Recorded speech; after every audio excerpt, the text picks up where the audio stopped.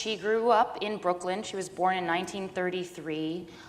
She grew up in a Jewish neighborhood at a time when, other kids who weren't Jewish were afraid of Jewish kids coming to their homes for fear that, or vice versa. They were afraid of going to Jewish people's homes because they were afraid that they were going to put blood in in their food. So I think that that experience and other experiences of marginalization throughout her life really colored her worldview. She grew up at a time she saw the Red Scare happening around her, and so that gave her a real commitment to civil liberties.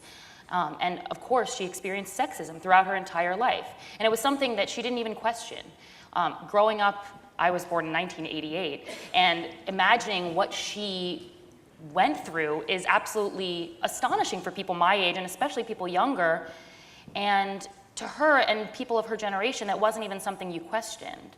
I'd like to say that if she hadn't had these doors slammed in her face when she graduated from law school, she wasn't able to get a job at any law firm, even though she was, at the top of her class at Columbia and Harvard.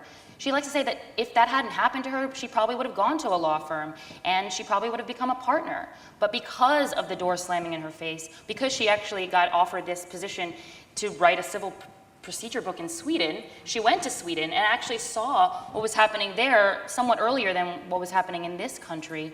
And these conversations about feminism and equality were happening there. In particular, there was a debate going on about why women had to have 2 jobs and men only had to have 1.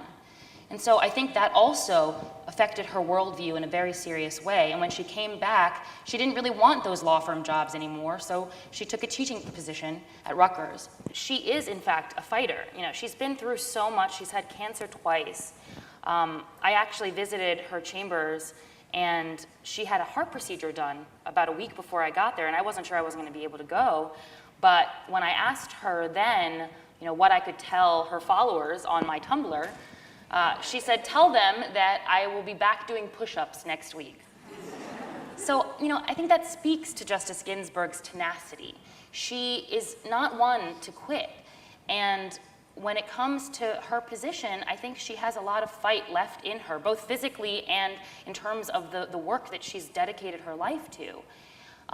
She received a lot of criticism, as you said, for her, choice not to step down, but she has life tenure, and it's, perfectly in her right to make that choice. And what she said at the time as well was that, who's going to be appointed in this political climate that would be, that would stand up for the issues that I'm standing up for.